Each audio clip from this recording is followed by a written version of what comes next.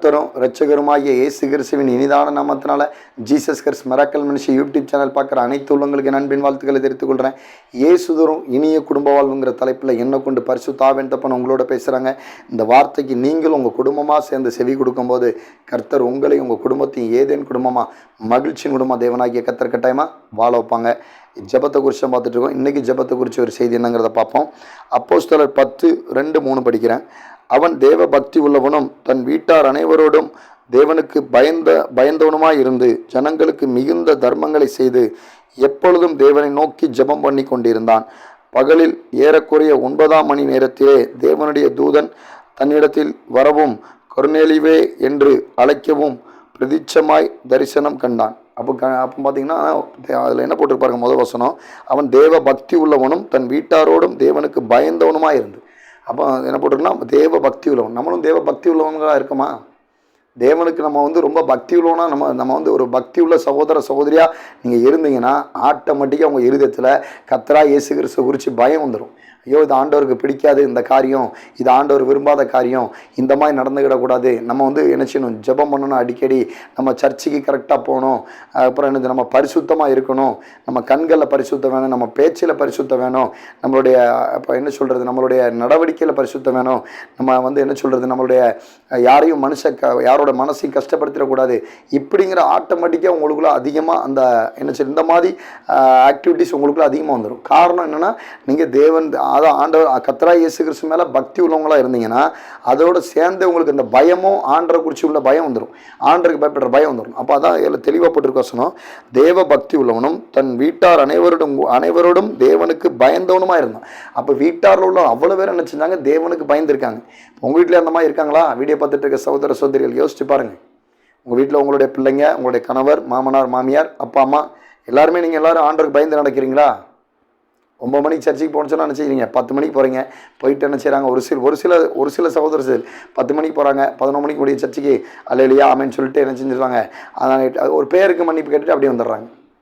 சிலருக்கு பார்த்தீங்கன்னா ஒரு தவறு செஞ்சால் அந்த மன்னிப்பை எப்படி கேட்குன்னு தெரிய மாட்டேங்குது. தவறு பண்ணும்போது பெரிய தவறுனாலும் ஈஸியாக பண்ணிடுறாங்க.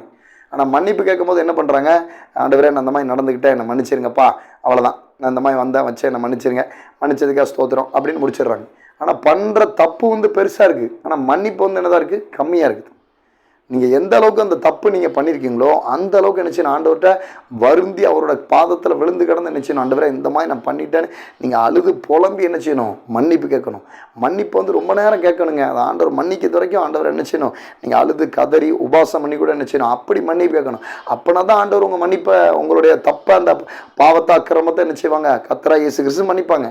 சும்மா ஒரு பேருக்கு நான் மன்னிப்பு கேட்டேன், ஆண்டவர் மன்னிச்சிருப்பார் அப்படின்னு நினச்சி நீங்கள் அடுத்த கட்ட நீங்கள் பாட்டில் அப்படியே உங்கள் வாழ்க்கையை நடத்திக்கிட்டு இருந்தீங்கன்னா அந்த காரியத்தை தேவனாகிய கர்த்தர் கட்டாயமாக மன்னிச்சிருக்க மாட்டாங்க. ஏன்னா நீங்கள் பெரிய தப்பை ஒரு அசால்ட்டாக பண்ணிவிட்டு சின்னதாக மன்னிப்பு கேட்டிங்கன்னா ஆண்டவர் எப்படி மன்னிப்பார்? அப்போ நீங்கள் என்ன செய்யணும், என்ன தப்பு பண்ணாலும் அந்த தப்பு பண்ணும்போது அது எவ்வளோ பெருசாக பண்ணுறீங்களோ அதுக்கு தக்க என்ன செய்யணும், ஆண்டவர்கிட்ட மன்றாடி மன்னிப்பு கேட்கணும். என்ன செய்யணும், அழுது கூட புலம்பி மன்னிப்பு கேட்கணும், உபாசம் பண்ணி கூட மன்னிப்பு கேட்கணும். அப்புறம் தான் மன்னிப்பார். மன்னிச்சு அவரோட ரத்தத்தினால உங்களை கழுவுனதுக்கப்புறம் தான் அதுக்கப்புறம் தான் உங்களுக்கு ஒரு புது கிருபையை கொடுப்பாரு. அதுக்கப்புறம் தான் உங்கள் ஜெபம், அடுத்தடுத்த ஜெபம் கேட்கப்படும். இந்த விஷயத்தில் நீங்கள் நினச்சிங்க, வீடியோ பார்த்துருக்க சகோதர செயல் கொஞ்சம் தெளிவாக இருங்க. அதுக்கப்புறம் என்ன போட்டிருப்பாருங்கன்னா, தன் வீட்டாரோடும், அதாவது தன் குடும்பத்தோடும் குடும்பத்தில் உள்ள அனைவரோடும் தேவனுக்கு பயந்தவனுமா இருந்தான். அப்போ தன்னுடைய குடும்பத்தோடு என்ன செஞ்சிருக்காங்க, தேவனுக்கு பயந்தவங்களா இருக்கு. அப்போ நீங்கள் வீடியோ பார்த்துட்டு இருக்க சகோதர சகோதரிகள் உங்கள் பிள்ளைங்கள்ட்ட, உங்கள் கணவர்கிட்ட, உங்கள் சொந்தக்காரங்கிட்ட, உங்கள் வீட்டில் மாமாத்த அப்பா அம்மா இருந்தால் அவங்கள்ட்ட சொல்லணும். நீங்கள் எல்லா மனுஷனையும் ஏமாத்திடலாம், ஆனால் கர்த்தரா இயேசு கிறிஸ்துவோட கண்கள் ஒரு மனுஷனை சுற்றி 7 கண்கள் உலாவுதுன்னு வேத வசனம் சொல்லுது. ஆனால் நீங்கள் ஆண்டவருக்கு பயந்துருக்கணும். ஆண்டவர் ஒரு நாள் கணக்கு கொடுக்கணும். ஆண்டவர் உங்கள்கிட்ட கணக்கு கேட்பார். அதனால் ஆண்டவருக்கு பிடிக்காத காரியங்கள் எதுவுமே செய்யாதீங்க, எதுவுமே பொய் பேசாதீங்க, எதுவும் களவு பண்ணாதீங்க, ஆண்டவர் காரியத்தில் அசால்ட்டாக இருக்காதீங்க. அப்படி நீங்கள் என்ன செய்யணும், ஆண்டவரை குறித்து பயம் உங்கள் வீட்டில் உள்ள ஒவ்வொரு சகோதர சகோதரிக்கும் நீங்கள் சொல்லணும். ஏன்னா அந்த பயம் இல்லைன்னா அசால்ட்டாக அவங்க பாட்டில் வாழ்வாங்க.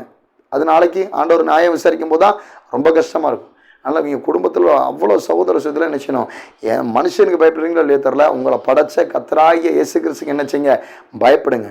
அவர் உங்களை பார்த்துக்கிட்டு இருக்காரு, நீங்கள் என்ன செய்கிறீங்கிறது அவருக்கு நல்லா தெரியும். அப்போ நீங்கள் என்ன செய்யுங்க, அவர்கிட்ட மறைக்க முடியாது. அப்போ நீங்கள் குடும்பமாக சேர்ந்து அவருக்கு பயந்து அவர் மேலே பயபக்தியாக நீங்கள் வாழ்ந்தீங்கன்னா உங்களுடைய வாழ்க்கை என்ன செய்யும், சந்தோஷமாகவும் சமாதானமாகவும் ஒரு ஜெயமுள்ள வாழ்க்கையாகவும் செழிப்பான வாழ்க்கையாகவும் தேவனாகிய கர்த்தர் கட்டாயமாக உங்களை அந்த மாதிரி வாழ வச்சு அழகு பார்ப்பாங்க. இப்போ அந்த கொர்நேலியு அந்த பட்டணத்தில் ஒரு பெரிய பணக்காரன். அந்த பணக்காரன் என்ன செய்யறான், ஆண்டவருக்கு பயந்து பயபக்தியோடு இருக்கிறான். அதுக்கப்புறம் என்ன செய்ய, குடும்பத்தோடு என்ன செய்தாங்க, பயபக்தியோடு இருக்காங்க, பயந்தவங்களாகவும் இருக்காங்க ஆண்டவருக்கு. அப்புறம் என்ன போட்டு பாருங்க, ஜனங்களுக்கு மிகுந்த தர்மங்களை செய்து எப்பொழுதும் தேவனை நோக்கி ஜெபம் பண்ணி கொண்டிருந்தான். ஏன்னா தர்மங்கள் செய்கிறான், பணக்காரனாக இருந்தவன் என்ன செய்யறான், தர்மங்கள் செய்கிறான். அப்புறம் என்ன செய்ய, எப்பொழுதும் ஆண்டவர்கிட்ட ஜெபம் பண்ணிக்கிட்டு இருக்கான். இப்போ இந்த இதெல்லாம் பார்த்தீங்கன்னா ஒரு சில சகோதர சகோதரிகள் நான் நிறைய சர்ச்சில் பார்த்துருக்கேன். என்னோட பூர்வீகம் சிஎஸ்சி தான். நான் சிஎஸ்சியில் பார்த்தீங்கன்னா நான் கிறிஸ்மஸ் டைம்லாம் முன்னாடி போயிருக்கும்போது ரொம்ப வருஷத்துக்கு முன்னாடி, ஏன்னா அப்போ தான் ஒரு சில சகோதர சகோதரிகள் என்ன செய்வாங்க, மேட்சுக்கு மேட்ச் ட்ரெஸ்ஸு, அவங்களுக்கு என்னென்ன ஜுவல்ஸ் இருக்கோ அவ்வளோ ஜுவல்ஸும் வெளியே அந்த அன்றைக்கி சர்ச்சில் எல்லாத்துக்கும் தெரியுற மாதிரி என்ன செய்வாங்க, அள்ளி போட்டு வருவாங்க. அப்போ அவங்களுக்கு அவங்க எப்படின்னா நம்ம ஒரு வசதியாக இருக்கவங்க நான் காமிச்சிக்கிடுறவங்க மாதிரி ஒரு சில சகோதர சகோதரிகள் வருவாங்க. ஆனால் நான் என்ன சொல்கிறேன்னா, நீங்கள் வசதியாக கர்த்தர் தான் உங்களை வசதியாக்கியிருக்காங்க. அதனால் நீங்கள் என்ன செய்யுங்க, வசதியாக இருந்தாலும் ஆண்டவர்கிட்ட ஜெபம் பண்ணுறதை விட்டுறாதீங்க. ஏன்னா சில வசதியாக இருக்கக்கூடிய சகோதர சகோதரிகள் பணக்காரங்களாக இருக்கவங்க என்ன செய்கிறாங்க, ஹாய் ஆண்டவரே பாய் ஆண்டவரே அப்படின்ட்டு போயிருந்தாங்க. கேட்டால் அவங்களுக்கு ஜெபிக்க கூட நேரம் இல்லையா, அவ்வளோ ஒரு பணம்ன்ட்டு அவ்வளோ பிஸியாக இருக்காங்க. சிலவங்க அவ்வளோ ஒரு ஏன்னா பணம் அந்த மாதிரி பொருளாதாரம் சம்மந்தப்பட்டதிலே அவங்களுடைய அந்த வாழ்க்கை அந்த மாதிரி போகுது. ஜெபிக்க அவங்களுக்கு டைமே கிடையாது, பைபிள் படிக்கலாம் டைம் கிடையாது. ஒரு சில பணக்காரங்களுக்கு, பணக்கார சகோதர சகோதரிகளுக்கே என்ன செய்யுது, இப்போ டைம் கிடையாது. அந்த மாதிரி இருக்காங்க. ஹாய் ஆண்டவரே பாய் ஆண்டவரே அப்படி தான் சொல்லிட்டு ஜெபத்தில் போய்கிட்டு இருக்காங்க. ஆனால் அப்படி இருக்காதுங்க. இவரும் ஒரு பணக்காரர் தான், கொர்நேலியு.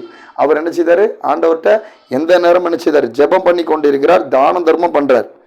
ஆமாம், எப்பொழுதும் தேவனை நோக்கி ஜெபம் பண்ணி கொண்டிருக்கிறார், தாராள நன்மம் பண்ணுறார். அப்போ நீங்கள் பணக்காரங்க இருக்கிறவங்க உங்களை ஆண்டவர் எதுக்கு பணக்காரராக வச்சுருக்காங்க, நீங்கள் இன்னும் இதுக்கற்ற பிள்ளைங்களுக்கு, விடோகளுக்கு, கண்ணு தெரியாதவங்களுக்கு இவங்களுக்கு நீங்கள் உதவி பண்ணணும். நீங்கள் அவங்களுக்கு என்ன செய்யணும், தான தர்மம் பண்ணணும். அப்போ நீங்கள் அந்த தான தர்மம் நீங்கள் விதைக்க உங்களோட விதை 1க்கு 100, 1000, 2000, 10,000 கோடியாக கூட ஆண்டவராக இயேசு கிறிஸ்து உங்களுக்கு விளைய செய்வாங்க. அப்போ நீங்கள் ஆண்டவர் உங்களை வசதியாக வச்சுருக்காரா, உங்களுடைய பண தேவைகள், உங்களுடைய கன்வென்ஷன் எல்லாம் போக உங்களுக்கு பணம் எக்ஸ்ட்ரா இருக்கா, அப்போ என்ன செய்யுங்க, விடோகளுக்கு என்ன செய்யுங்க, தானம் தர்மம் பண்ணுங்கள். திக்கற்ற பிள்ளைங்களுக்கு தானம் தர்மம் பண்ணுங்கள். ஏன்னா இந்த பணக்காரர் என்ன செஞ்சார், தானம் தர்மம் பண்ணார், கொர்நேலியு. அப்போ நீங்கள் என்ன செய்யணும், தானம் தர்மம் பண்ணணும். பணக்காரர் இருக்கவங்க தானம் தர்மம் பண்ணணும். அதுமாதிரி எப்பொழுதும் ஜெபம் பண்ணி கொண்டு இருக்கணும். ஜெபத்துக்கு முக்கியத்துவம் கொடுங்க. ஏன்னா உங்களை பணக்காரர் ஆக்கினதே கர்த்தராய் ஆண்டவராய் இயேசு கிறிஸ்து தான். அப்போ நீங்கள் என்ன செய்யணும், அவரை நோக்கி நீங்கள் ஜெபம் பண்ணணும். ஜெபத்தை விட்டுறக்கூடாதுங்க. வசதி நமக்கு கார் 1க்கு 5 வீடு ஆனால் நம்ம ஜெபத்தை விட்டுறணும்னு சொல்லி ஜெபத்தை விடாதீங்க. அது ரொம்ப கஷ்டம் உங்களுக்கு. ஏன்னா ஜெபம் உங்களுக்கு கிறிஸ்தவங்களுக்கு நாடி துடிப்பு மாதிரி ஏற்கனவே சொல்லியிருக்கேன். ஆனால் ஜெபம் தான் எவ்வளோ வசதி உங்களுக்கு வருதோ அதுக்கு தக்கன நீங்கள் ஆண்டவர் இன்னும் அதிகமாக தேடும் போது தான் உங்களுடைய அந்த வசதி, உங்களுடைய அந்த வசதியான செழிப்பான அந்த வாழ்க்கை எப்பவும் நிலைச்சிருக்கும். அது மேலும் மேலும் ஆசீர்வாதமாக இருக்கும். நீங்கள் ஜெபத்தை விட்டிங்கன்னா அது உங்களுக்கு ரொம்ப கஷ்டம். அதனால் ஜெபம் பண்ணுங்கள், தான தர்மம் பண்ணுங்கள். வசதியாக இருக்க கிறிஸ்தவ சகோதர சகோதரிகள் வீடியோ பார்த்துட்டு இருக்கவங்க நினச்சிங்க, திக்கற்ற பிள்ளைங்களுக்கு, விடோக்களுக்கு, கஷ்டப்பட்டு ஊழியம் செய்கிறவங்களுக்கு தான தர்மம் பண்ணுங்கள். அது உங்களுக்கு பெரிய ஆசீர்வாதம். அது உங்கள் குடும்பத்துக்கு பல நன்மைகளை கொடுக்கும், பல மேன்மைகளை கொடுக்கும், பல வியாதிகள் வரக்கூடியதை கூட என்ன செய்யும், தடுத்து நிறுத்தும். அந்த மாதிரி காரியங்களை கண்டிப்பாக செய்யுங்க. அப்புறம் பார்த்தீங்கன்னா பகலில் ஏறக்குறைய 9ஆம் மணி நேரத்திலே தேவனுடைய தூதன் தன்னிடத்தில் வரவும் கொர்நேலியுவே என்று அழைக்கவும் பிரதீட்சமாய் தரிசனம் கண்டான். அப்போ பணக்காரராக இருந்தாலும் ஆண்டவரோடு அவர் என்ன செய்தார், சஞ்சரிச்சுக்கிட்டு இருக்கிறதுனால ஆண்டவர் என்ன செய்யார், அவரோட ஜெபம் பண்ணிக்கிட்டு இருக்கும்போது தேவதூதர் மூலிமா தரிசனம் கொடுக்காரு. அப்போ நம்ம ஆண்டவரை தேட போதாங்க அந்த தரிசனம் நமக்கு கிடைக்கும். எப்பொழுது என்ன செய்தார், கொர்நேலியு ஜெபம் பண்ணிக்கிட்டு இருக்கார். அப்போ ஜெபம் பண்ணிக்கிட்டு இருக்கும்போது தான் என்ன செய்தார், அந்த எத்தனாம் மணி நேரம் போட்டிருக்கோம், 9ஆம் மணி நேரத்தில், பகலில் ஏறக்கூடிய 9ஆம் மணி நேரத்தில். அப்போ 9ஆம் மணி நேரத்தில் போட்டிருக்கு, கிட்டத்தட்ட ஒரு 9 மணி நேரம் ஜெபிச்சிருக்காருன்னு நினைக்கிறேன். அந்த 9ஆம் மணி நேரத்தில் என்ன செய்தார், தேவதூதன் தரிசனமாக அவருக்கு இறங்கி வரதை அவர் கண்ணு பார்க்குறாரு. அப்போ நம்மளும் ஜெபம் பண்ணும்போது 5 நிமிஷமோ 10 நிமிஷமோ ஜெபம் பண்ணுறோம். இவர் என்ன தெரியும், 9ஆம் மணி நேரத்தில் போட்டுருக்கு. அப்போ ஏறக்குறைய 9ஆம் மணி நேரம் வரைக்கும் ஜெபிச்சிருக்காரு. அப்போ நம்ம அதிகமாக ஆண்டவர்கிட்ட பேச ஜெபிக்கும் போது இருக்கும்போது தான் உங்களுடைய வாழ்க்கையில் உங்களுடைய எதிர்காலத்தை குறித்து கூட என்ன செய்வார், ஆண்டவர் தரிசனமாக உங்களுக்கு தரிசனத்தை காட்டுவார், பேசுவார். இதெல்லாம் கண்டிப்பாக நடக்குங்க. இது ஆண்டவரை தேடுற பிள்ளைங்க கண்டிப்பாக நடக்கும். சொப்பனத்தில் கூட உங்களுக்கு தரிசனம் கொடுப்பாங்க, உங்களோட பேசுவாங்க, உங்களோட வாழ்க்கையை குறித்து தரிசனம் கொடுப்பாங்க. இந்த காரியத்துக்கு நீ இந்த மாதிரி நடந்துக்கோ, இப்படி பண்ணு அப்படிங்கிற தரிசனம்னா உங்களுக்கு கிடைக்கும். அப்போ நீங்கள் என்ன செய்யுங்க, அப்போ ஆண்டவர்கிட்ட எப்போ என்ன செய்யணும், ஜெபம் பண்ணணும். வசதி வந்துட்டுன்னு ஜெபத்தை விட்டுறாதீங்க. ஜெபம் தான் உங்களுக்கு ரொம்ப முக்கியம். சிலருடைய வாழ்க்கையில் பார்த்தீங்கன்னா ரொம்ப கஷ்டப்படுவாங்க. கஷ்டப்பட்டு அந்த வசதி வாய்ப்பு வந்ததுக்கப்புறம் ஜெபத்தை குறைச்சிருவாங்க, சர்ச்சைக்கு போகிறத குறைச்சிருவாங்க, வேத வாசிப்பை குறைச்சிருவாங்க. இதெல்லாம் இந்த தவறுகளை செய்யாதீங்க. ஏன்னா நீங்கள் கஷ்டப்படும் போது உங்களுக்கு அந்த பைபிள் வாசிக்கிறதும் ஜெபம் பண்ணுறதும் ரொம்ப முக்கியமாக இருக்குது. அப்போ அழுது புலம்புதீங்க. அப்புறம் நல்ல வசதி வந்ததுக்கப்புறம் என்ன செய்றீங்க, ஜெபம் பண்ணுறதை குறைச்சிருந்தீங்க, பைபிள் வாசிக்கிறதை குறைச்சிருந்தீங்க, சர்ச்சைக்கு போகிறத குறைச்சிருந்தீங்க. இந்த மாதிரி காரியங்களை பண்ணாதீங்க. ஏன்னா ஒரு சில சகோதர சகோதரி அந்த மாதிரி பண்ணுறீங்க. நம்மளுடைய தாழ்வில் நம்மளை நினைத்தவரை என்ன செய்யுங்க, நம்மளை தாழ்வில் தான் நம்மளை நினச்சிருக்காரு. அவரை நீங்கள் என்ன செய்யுங்க, கனப்படுத்துங்க. அப்போ உங்களுக்கு இன்னும் வாழ்க்கை ஆசீர்வாதமும் மேன்மாவும் இருக்கும். கர்த்தர் தாமே இந்த வார்த்தையின் மூலிமா உங்களோட கூட பேசியிருப்பாங்க. அதனால் நீங்கள் என்ன செய்யுங்க, எவ்வளோ வசதியானவங்களாக இருந்தாலும் சரி, எப்பொழுது என்ன செய்யுங்க, தேவனாகிய கர்த்தரை நோக்கி என்ன செய்யுங்க, ஜெபம் பண்ணுங்க. அந்த ஜெபத்தில் உங்களுக்கு இன்னும் தரிசனங்கள், இவருக்கு நிறைய தரிசனம் கிடச்சிச்சு. அதில் மீதி உள்ள வசனத்தை படித்து பாருங்கள். அப்புறம் என்ன செய்ய, பேதுரு வருவார். பேதுரு வந்து என்ன செய்வாங்க, இவங்களோட அந்த ஞானஸ்தானத்தை குறித்து மற்ற காரியங்கள் அதில் போடப்பட்டிருக்கு. என்ன செய்யுங்க, நீங்கள் வந்து அதை படித்து பாருங்கள், உங்களுக்கு புரியும். சரியா? அதனால் கர்த்தர் தாமே உங்களை ஆசீர்வதிப்பாராக. நீங்கள் இன்னும் வசதியாக இருக்கவங்கள இன்னும் ஆண்டவர் வசதியாகவும் மேன்மையாகவும் கர்த்தர் உயர்த்தி ஆசீர்வதிப்பாராக. ஆனால் நீங்கள் என்ன செய்யுங்க, இப்போ இருக்க வசதி வந்திருக்கா, இன்னும் அதிகமாக ஆண்டரை தேடுங்க. அப்புறம் தான் இன்னும் ஆசீர்வாதமும், இன்னும் பொருளாதாரம் உங்களுக்கு ஆசீர்வாதமும் மேன்மையாகவும் தேவனாகிய கர்த்தர் மாற்றி கொடுப்பாங்க. நீங்கள் கர்த்தரால் ஆசீர்வதிக்கப்பட்ட தேவ ஜனங்கள். ஆமென்.